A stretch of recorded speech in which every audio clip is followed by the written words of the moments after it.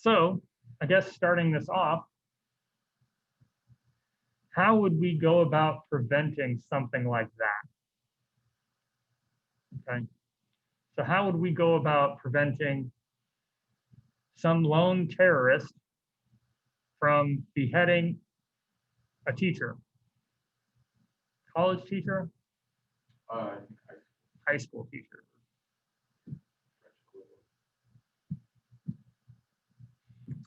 Maybe like promoting like creative discussions within certain spaces of the classroom that like allow you to like creatively disagree with people instead of like jumping to violent conclusions with them.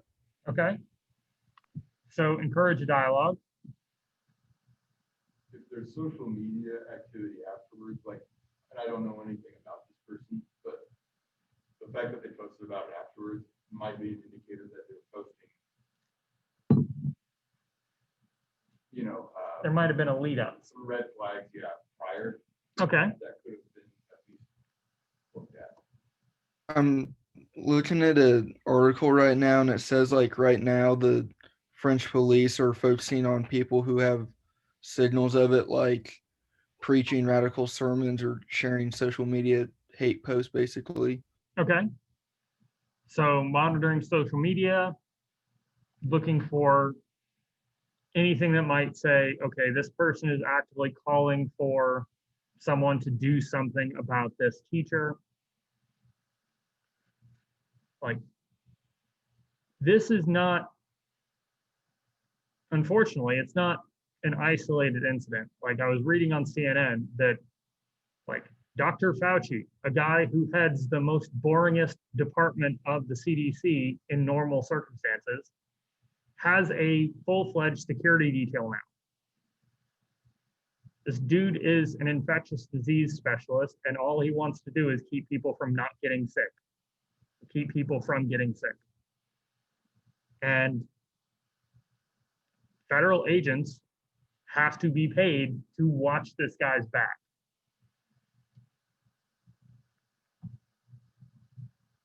Like, how do we prevent shit from hitting the fan? Okay. So first and foremost, people online, can you see my PowerPoint slides? Yes. Yes. Okay. Yep. Just wanted to make sure.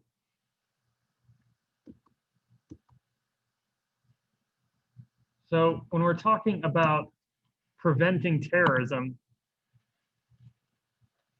based on what you know, how can we as members of the criminal justice system prevent terrorist attacks?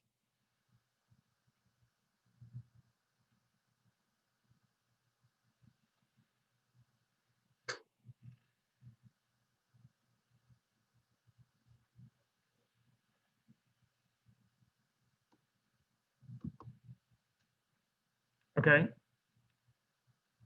So Kaylin is basically saying focus on target hardening, basically making it harder to commit a terrorist attack against this particular target, and also countering the narrative and the network components of the 3N model. Basically, counter programming and eliminating places where terrorists can congregate on the internet or in person. I'd say intelligence gathering. Okay, gather intelligence, monitor these terrorist groups. Okay. So with the Dr. Fauci example, the fact that he has a public security detail that is fairly visible, target hardening. Kind of hard to assault the 80-year-old man if there are two burly federal agents standing right beside him. Okay. I'd buy that. How would we go about preventing radicalization?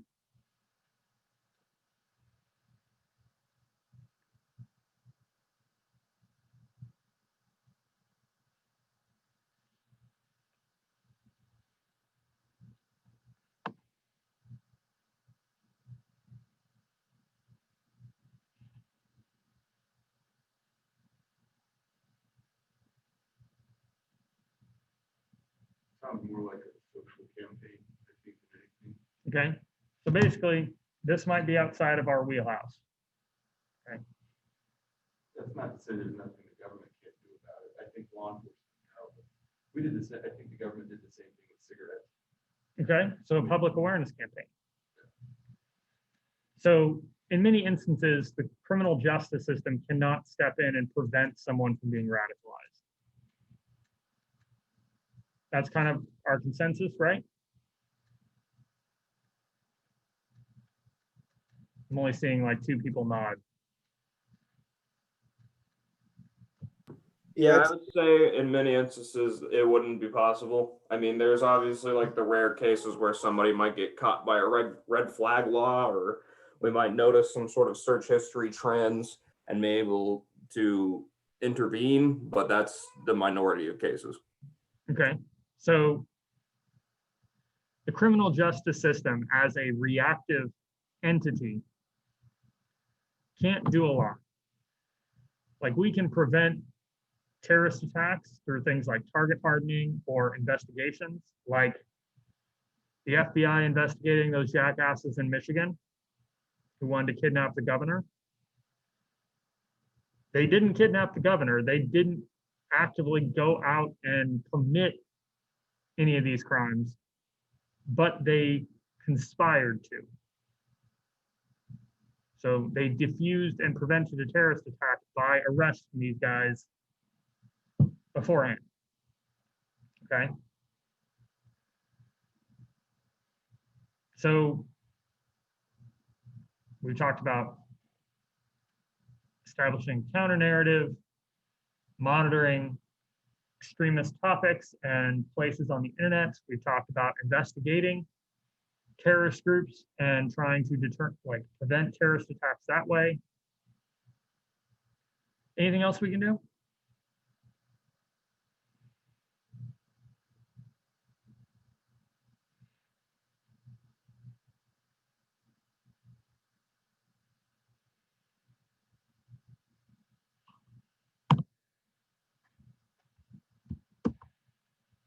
Come on. When it comes down to it, we have 3 basic areas in which our society, through either the criminal justice system or through other means, can try to prevent terrorist attacks from happening. First and foremost, and probably the most effective, would be preventing people from being radicalized in the first place. All right. One of your book chapters talks about how we can counter violent extremism. All right. And I've got a video queued up that we can actually look at about this. We can also make it harder to commit acts of terror successfully. So everything from the establishment of the TSA to all the different things that criminal justice agencies have done since September 11th, 2001, have had the purpose of trying to make it harder to commit acts of terror, even to the point of changing the design of sidewalks. Like in major cities, in like the really crowded areas, there are concrete bollards on the sidewalk to prevent like terrorists from taking a car and running people over. Like, this is becoming a part of how police departments and city governments are handling protests. Like, how can we make sure someone doesn't come off the highway and just run through this crowd? And then lastly, we can change the law, okay? Criminalizing different types of activities on the internet, or criminalizing activities within the US. Like, it is a crime to send money or to provide aid to known terrorists. That was a law that we changed in the past 20 years, okay? So, with that in mind, got this video for you.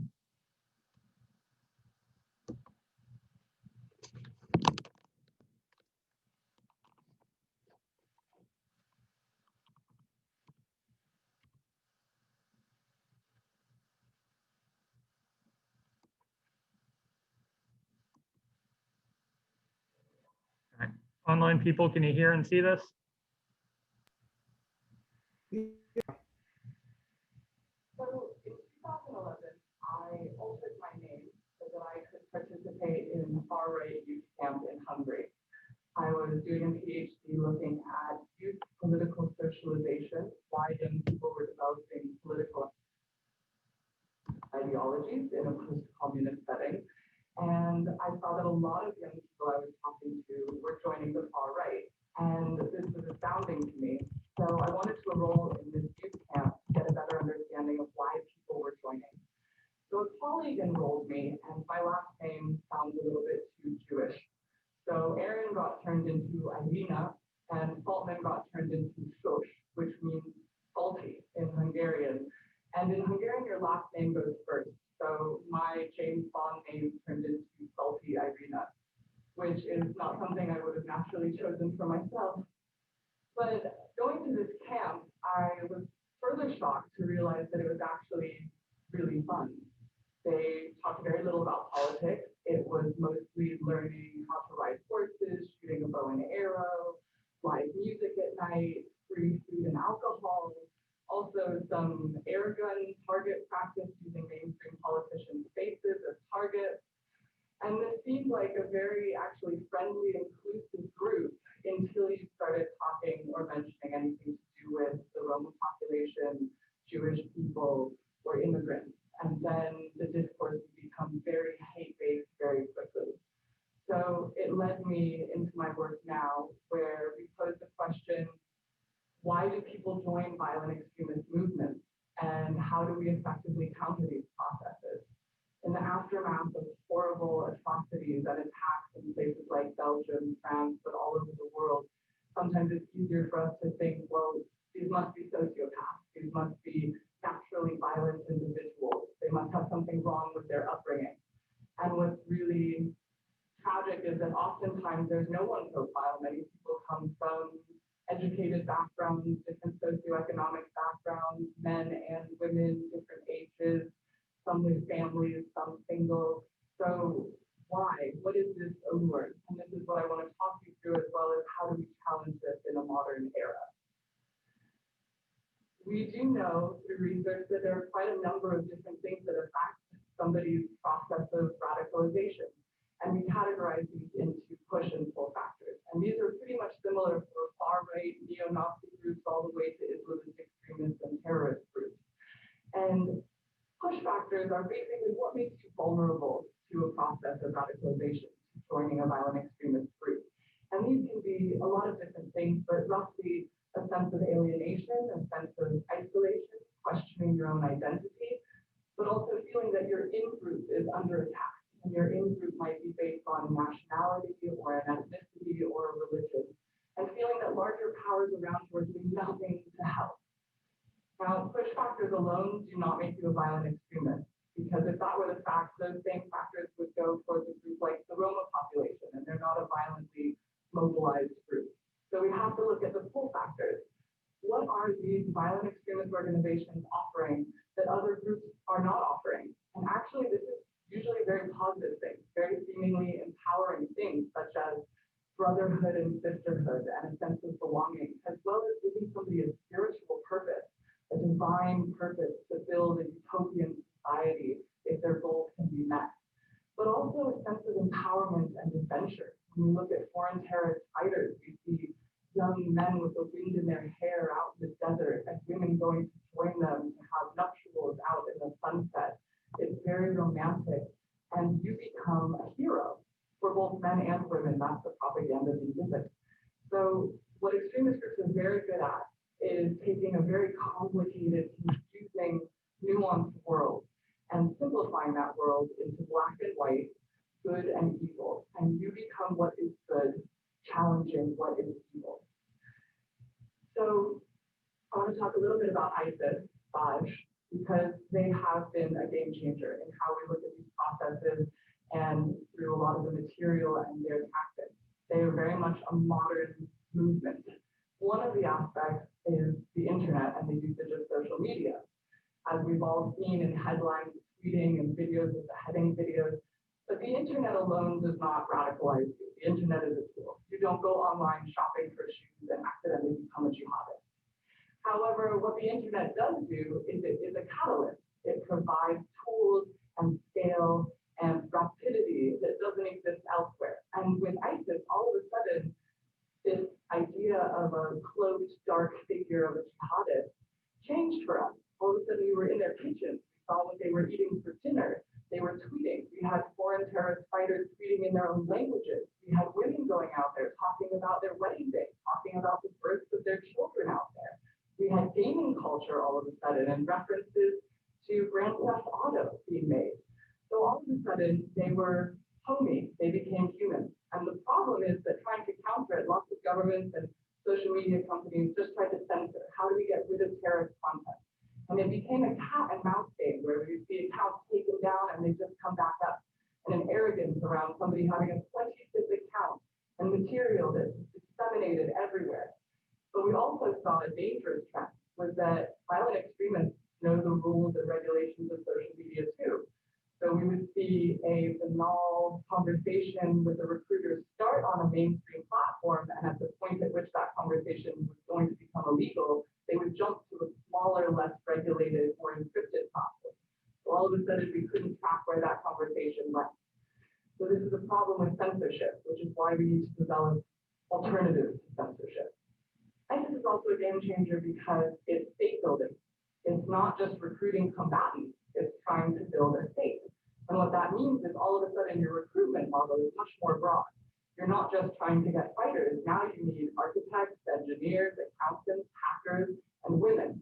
We've actually seen a huge increase of women going in the last 24, but especially 12 months. Some countries, 1 in 4 of the people going over to join are now women. So this really changes who we're trying to counter this process with. Now, not all doom and gloom, so the rest I'd like to talk about some of the positive things and the new innovation in trying to prevent and counter violent extremism. Preventing is very different than countering. And actually, you can think of it in medical terms. So preventative medicine is how do we make it so that you are naturally resilient to this process of radicalization, whereas that is going to be different if somebody is already showing a symptom or a sign of belonging to a violent extremist ideology. And so in preventative measures, we're talking more about really broad groups of people and exposure to ideas to make them resilient, whereas it's very different if somebody is starting to question and agree with certain things online. And it's also very different if somebody already has a swastika tattoo and is very much embedded within a group. How do you reach them? So I'd like to go through 3 examples of each one of those levels and talk you through what some of the new ways of engaging with people are becoming. One is Extreme Dialogue, and it's an educational program that we help develop. This one is from Canada, and it's meant to create dialogue within a classroom setting using storytelling, because violent extremism can be very hard to try to explain, especially to younger individuals. So we have a network of former extremists and survivors of extremism that tell their stories through video and create question giving to classrooms to start a conversation about the topic. These 2 examples show Christiane, who lost her son, who radicalized and died fighting for ISIS, and Daniel is a former neo-Nazi who was an extremely violent neo-Nazi, and they pose questions about their lives and where they're at and regret, and for the classroom to have a dialogue around it. Now, looking at that middle range of individuals, actually we need a lot of civil society voices. How do you interact with people that are looking for information online, that are starting to toy with an ideology, that are doing those searching identity questions? How do we provide alternatives for that? And that's when we combine large groups of civil society voices with creative techies, app developers, artists, comedians, and we can create really specified content and actually online disseminate it to very specific audiences. So one example would be creating a satirical video which makes fun of Islamophobia and targeting it to 15 to 20-year-olds online that have an interest in white power music and live specifically in Manchester. We can use these marketing tools to be very specific so that we know when somebody's viewing, watching, and engaging with that content, it's not just the average person, it's not me or you, it's a very specific audience that we are looking to engage with. Even more downstream, we developed a pilot program called One-to-One, where we took former extremists and we had them reach out directly to a group of labeled neo-fascists as well as Islamist extremists and put direct messages through Facebook Messenger into their inbox saying, hey, I see where you're going. I've been there. If you want to talk, I'm here. And we kind of expected death threats from this sort of interaction. It's a little alarming to have a former neo-Nazi say, hey, how are you?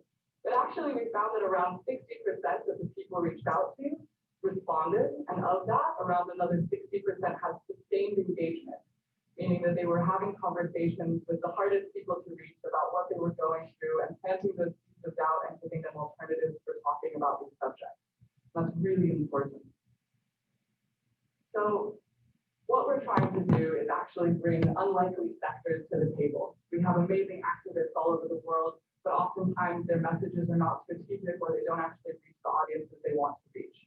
So we work with networks of former extremists, we work with networks of young people in different parts of the world, and we work with them to bring the tech sector to the table with artists and creatives and marketing expertise so that we can actually have a more robust and challenging of extremism that works together. So I would say that if you are in the audience and you happen to be a graphic designer, a poet, a marketing expert, somebody that works in PR, a comedian, you might not think that this is your sector, but actually the skills that you have right now might be exactly what is needed to help challenge extremism effectively. Thank you. Right. So that was 3 years old. So some of her statistics concerning terrorism, like the her quote about 1 in 4 people trying to join ISIS in the Middle East were women. Obviously, it's a little bit out of date right now since ISIS is no longer a state-building terrorist group. They are now just a terrorist group. So when we're talking about these meta areas of preventing terrorism, her big focus, now I can't remember her name, that researcher's big focus was on countering violent extremism.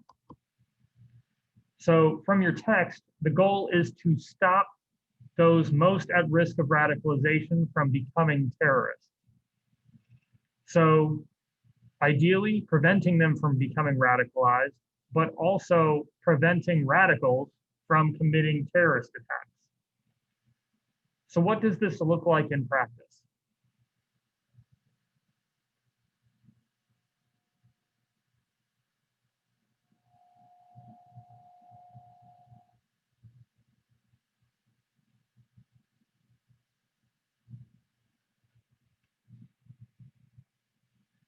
What have you seen or heard online or in another class concerning how do we prevent people from being radicalized?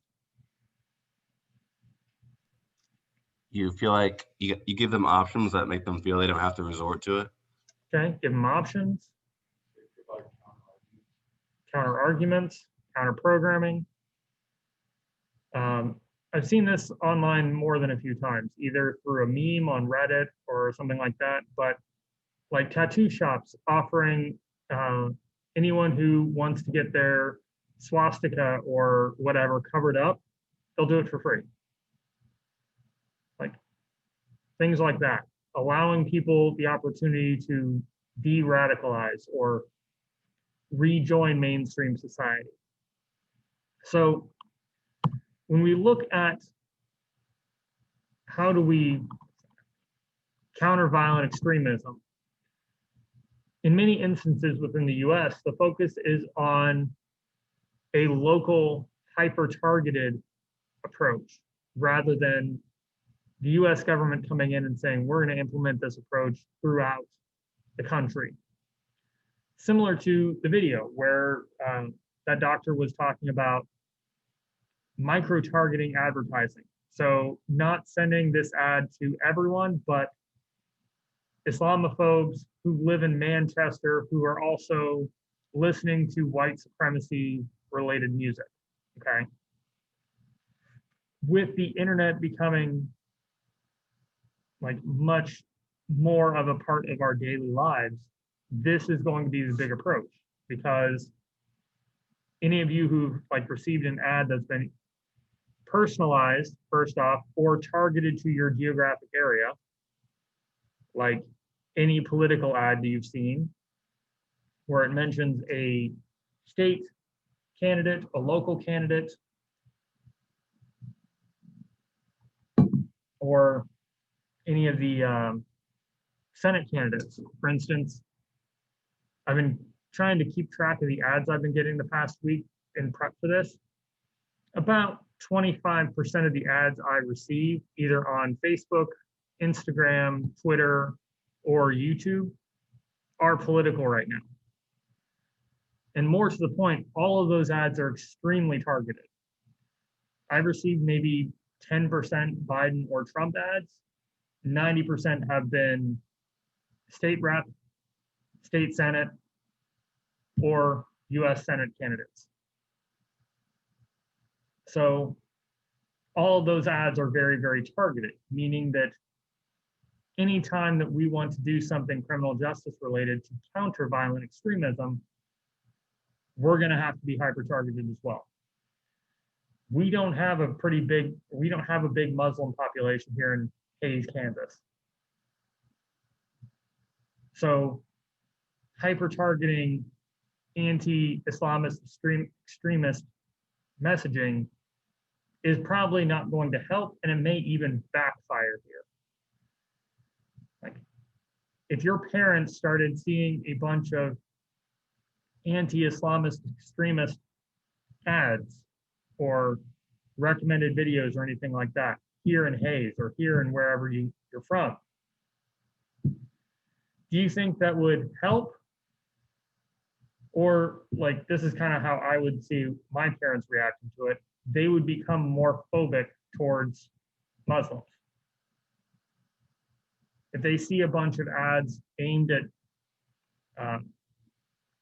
de-radicalizing Islamist extremists, my parents, as moderately conservative Christians, would be less trusting of Muslims. That make sense? I think that's probably the danger with just doing it on a wide scale instead of individual scale. Okay. I think it builds on the idea that the government does have, or whoever has one agenda that they're trying to push, which would further instill the opposite. So Zach's argument is basically that if we did things on a wide scale, our message first isn't going to reach the people it's supposed to because it's going so wide. And second is probably going to backfire because people who may be on the fence one way or the other may see this as either, okay, the government doesn't want us to do this, so we should do it, or this is such a massive problem that the government is saying that everyone needs to be aware of this. Kind of the same problem that DARE had in the 80s, where officers were coming in and saying, your friends are going to encourage you to use drugs, and you should say no. They're going to say that drugs are cool. And the kids, my generation, heard, drugs are cool. My friends are all doing it, so I should do it too. Kind of backfired, all right? One way in which the criminal justice system can actually do stuff like this is through engagement, either through targeted programs and social outreach, or through things like community-oriented policing. So this was one of the big components of the community-oriented policing model, engaging with people in a very community and subculture level. For instance, in Hays, you would deal with the college students differently than you would deal with the people who work at the hospital or who are agriculture workers or work at one of the factories. We have like 2 factories. I think maybe 100 people work in both, but still, you would treat them differently. You would act to help them achieve their goals. You would react to their needs differently than you would with another group, okay? And this is where we're trying to get beyond just the criminal justice system. Because if cops come in and say, you shouldn't do this, most people aren't going to be very receptive to that, because first and foremost, no one likes listening to cops lecture them on their behavior. I know us as people within the criminal justice department or people who are looking at a criminal justice career are probably more receptive of it than most, but most people aren't going to be like, yes, the police say this is a bad thing, I'm going to believe it's a bad thing. This is where we have to have a very coordinated, broad approach to reducing and countering violent extremism in our education system, countering those violent narratives. Like the entire idea behind the 1619 Project run by the New York Times, where it's a critical and thorough look at the history of slavery and African-American oppression within the United States. Like, the point of that is to counter the idea that the Confederacy and the Civil War were fought for states' rights. Okay. It was about a state right, specifically the state right to own other people and enslave them. I've had this argument with my brother before. That's why I'm a little annoyed about it. We also have to do political and social outreach. Something that a lot of communities are trying to do are like interfaith events. So in Hayes, that might be the Catholic Church and the Methodist and Lutheran churches collaborating on a particular charity or fundraising drive or whatever. In larger cities or more diverse cities, it might be Christian churches and mosques and synagogues and temples all coming together and saying, you know what? All of us are going to support this one charity this week. Okay. Countering the idea that religions are against each other. Okay. And lastly, we can work through approaches that involve more social services, not from the idea that terrorists and people who are susceptible to radicalization and extremism are mentally ill, but that they may have anger issues they need to work out. They may have difficulties in processing powerlessness, like something that a lot of us are probably feeling right now. The fact that there are only 3 people in this classroom, the rest of you guys are on Zoom, and we have to wear masks everywhere. Being chronically afraid can make people feel powerless. Same with things like medicine. People who feel like the government especially, or the healthcare system is not taking care of them or is actively trying to hurt them, need to be addressed and countered. I don't know of any doctor who's been assaulted or killed for vaccinating children, but if you guys were able to produce a news story, I probably would not be surprised by it, because that has happened in the past. Doctors who work in family planning and provide abortion or other reproductive related services have been killed, assaulted. They've been doxxed or had their personal information leaked online. Like, these are serious issues, and they have to be addressed, not just within the area that's affecting them, but also broadly. Making sense? So last thing I want to talk about today, and where I'm going to end the class on, is that law enforcement cannot arrest its way out of this problem. More to the point, police cannot arrest their way out of any problem, okay? Law enforcement and the criminal justice system have to work not just together in the system, but also throughout the system. Figuring out, okay, when is an arrest needed, or could we do this a different way? like ideally speaking, particularly when we're talking about the issue in France where a teacher was beheaded by an extremist, to the 20 or so individuals arrested in Utah this past week for dealing drugs to fund white supremacy. And then the 15 or so individuals arrested early last week, or maybe 2 weeks ago, who were trying to kidnap and then execute the governor of a state. Like, how do we deal with these situations? Do we handle them just through the criminal justice system, a very reactive, investigative, focused approach?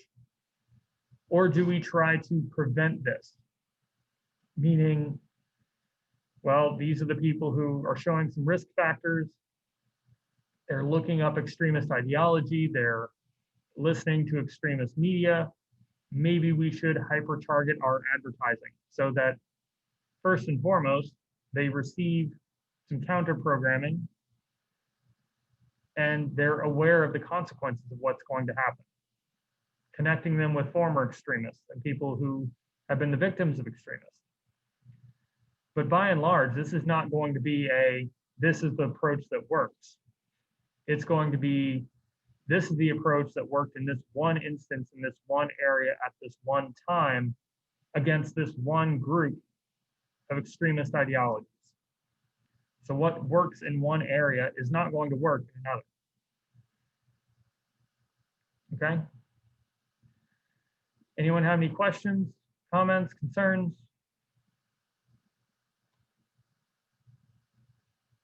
All right. Well, I will see everyone on Wednesday. I hope you guys have a good week. And if you have any questions concerning your paper or the presentation, please let me know. I think I'll probably do it via Doodle or something like that, just to make things easy rather than like Blackboard so everyone can see where everyone's going to go. So, but I will let you guys know in November about the presentation schedule. All right. All right, Steele, have a good one. You too. I'll see you guys later.